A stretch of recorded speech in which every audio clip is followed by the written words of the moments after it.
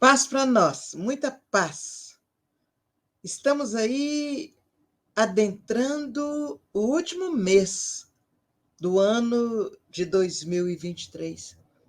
Certamente, olhando para trás, nós vamos ver que ao longo deste ano muitos compromissos nos surgiram, muitas dificuldades se interpuseram em nossos caminhos, mas, acima de tudo, nós conseguimos romper essas dificuldades. Conseguimos estar aqui 11 meses depois, com a confiança do dever cumprido até agora e com a alegria de saber que temos à frente oportunidades renovadas de nos corrigirmos e de praticarmos o bem. Todos nós, no dia a dia, renteamos com embaraços para a transposição deles. Às vezes, somos absolutamente incapazes. Ante qualquer dificuldade, recordemos, então, a afirmação de Jesus: isto é impossível aos homens, mas para Deus tudo é possível. Isso está registrado por Mateus, no capítulo 19, no versículo 26. Não tem jeito. Indiscutivelmente, todos nós deparamos no nosso caminhar com essas situações embaraçosas, nas quais nosso espírito fica oprimido, né? Ante a dificuldade de enfrentar aquela situação. Isso ocorre geralmente, vou dar alguns exemplos. Quando, por exemplo, os próprios erros elastecidos assumem aos nossos olhos a feição de males sem remédio. Quem de nós não cometeu um deslize, não escorregou, não se colocou em dificuldade diante de alguém por causa da atitude, por causa da reação, e não ficou pensando: meu Deus, não tem mais saída, perdi a chance. Como é que eu vou resolver isso? Muito interessante, por exemplo, nos nossos locais de trabalho. Às vezes a nossa escorregada não é pequena, e diante da chefia, nós ficamos muito embaraçados, acreditando que não temos justificativa pelo equívoco que nós cometemos. Mas tem outras situações. Quando, por exemplo, a saúde física se revela positivamente arruinada. Vamos dar exemplo. Houve um período aí em que ficaram muito em destaque doenças infectocontagiosas. E, me desculpem, falhou. Olha o embaraço. Olha o embaraço. Não tenho jeito de corrigir. Aconteceu. Eu peço desculpas e prometo vigiar mais das próximas vezes. Mas a gente vai fazer um esforço para não ter que começar tudo outra vez, a nossa pequena gravação, porque eu tenho certeza que vocês também, de vez em quando, passam por esse embaraço de espirrar em público. Então, naquela época em que as doenças infectocontagiosas estavam mais em destaque na sociedade, aqueles que se descobriam portadores de algum vírus na área acreditavam que não tinham saída.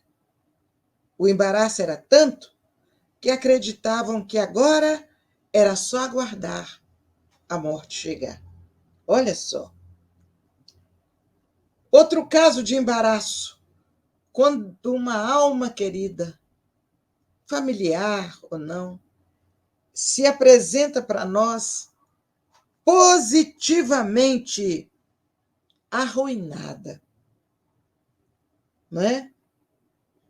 E mostrando que chegou praticamente nas raias da morte. A gente não sabe o que fazer. A gente não tem ação. Nós ficamos atônitos diante daquele quadro. É outra situação embaraçosa. Tem mais umas 3 aqui. Por exemplo, quando a gente vê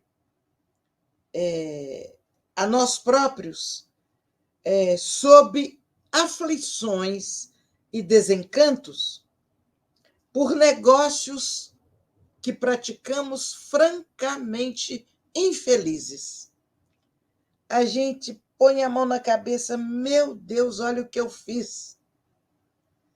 E a situação é tão embaraçosa. A gente, sem querer, fez com que outras pessoas caíssem na dificuldade junto conosco, ou em consequência da nossa situação. Como é embaraçoso isso, né?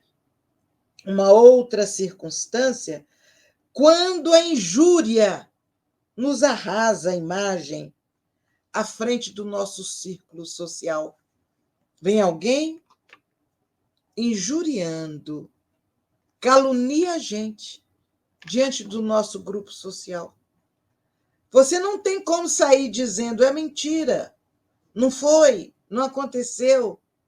Você fica numa situação extremamente embaraçosa e não sabe o que fazer. Tem mais, quando afetos extremamente queridos nos abandonam. Não desencarnaram, mas literalmente nos abandonam. Como nós ficamos embaraçados, sem saber o que fazer, como agir, em que momento nós podermos tentar resolver, tentar voltar atrás e ajudar aquela criatura a se reposicionar, né? E quando alguém nos acusa de delitos graves que nós não cometemos. Olha que situação embaraçosa. A gente não sabe como agir. A gente não sabe como fazer, não é? Ou então, minha gente, quando a gente cai numa falta grave e todas as oportunidades de reparação nos parecem perdidas. A gente fica assim, meu Deus, ainda não sei como fazer a partir disso, né?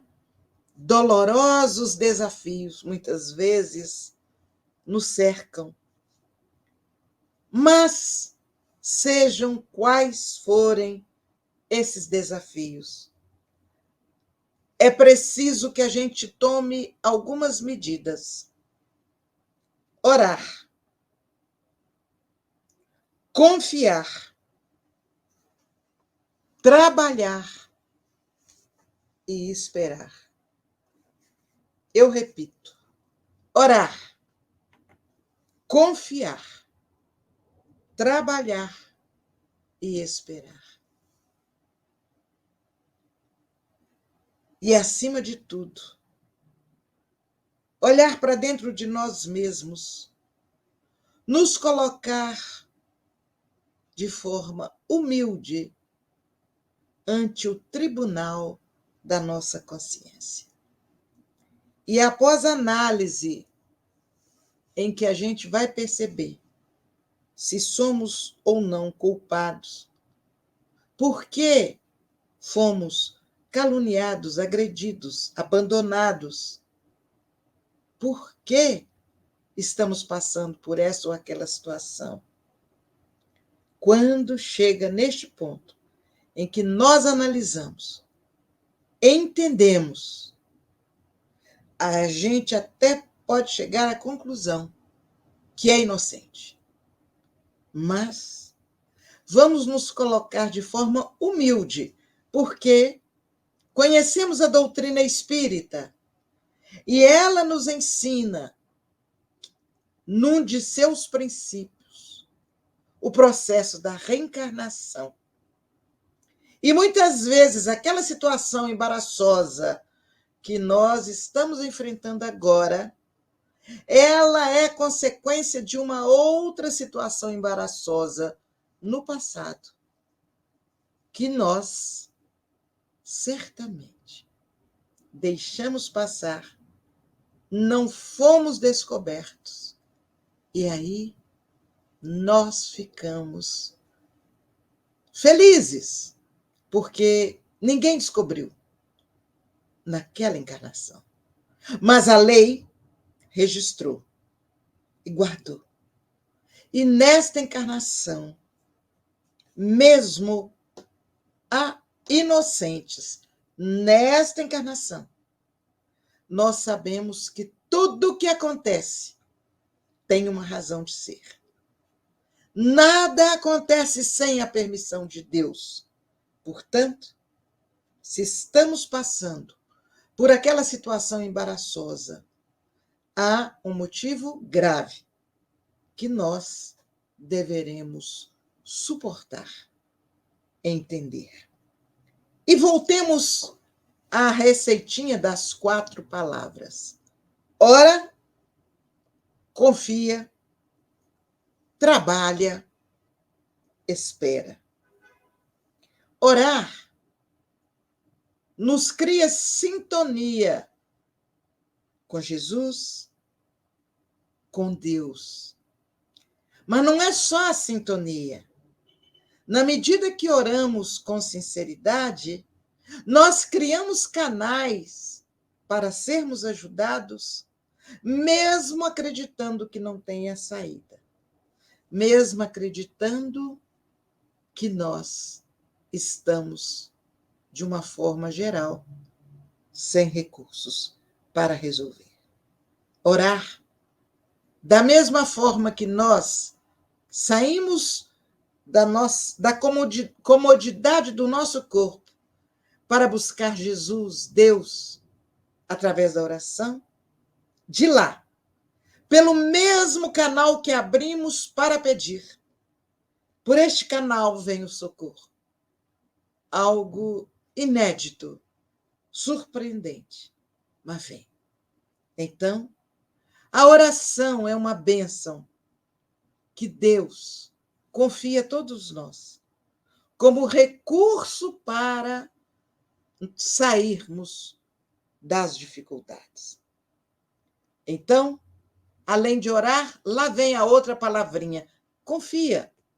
Sim, confiar em nós, confiar nos amigos espirituais, confiar nas leis divinas, confiar em Jesus, confiar em Deus. Na medida que a gente confia, nós nos mantemos erguidos e a primeira forma de corrigir aquele embaraço é trabalhando no bem, em favor de outros, em favor de nós próprios. Ainda tem, trabalha. É porque, na medida que trabalhamos, Nós, muitas vezes, favorecemos encarnados e desencarnados, conectados com aquele com os quais ficamos embaraçados. E, além disso, o trabalho nos ajuda a começar a corrigir a nossa postura de vigilância, de distração, e é aí que começa a correção do nosso compromisso. E esperar. Quem confia, espera com fé. Confiar em Deus. Confiar em Jesus. Saber que da parte deles sempre haverá uma solução, uma saída, uma oportunidade abençoada de darmos volta na situação. Então confiemos. Deixemos Jesus agir em nós, através de seus amigos, seus prepostos, os nossos amigos espirituais. E dessa oportunidade abençoada, nós vamos, certamente, corrigir os embaraços que nos deixaram tão constrangidos. Deus nos abençoe. Jesus, o Mestre, nos ilumine. Paz para todos nós.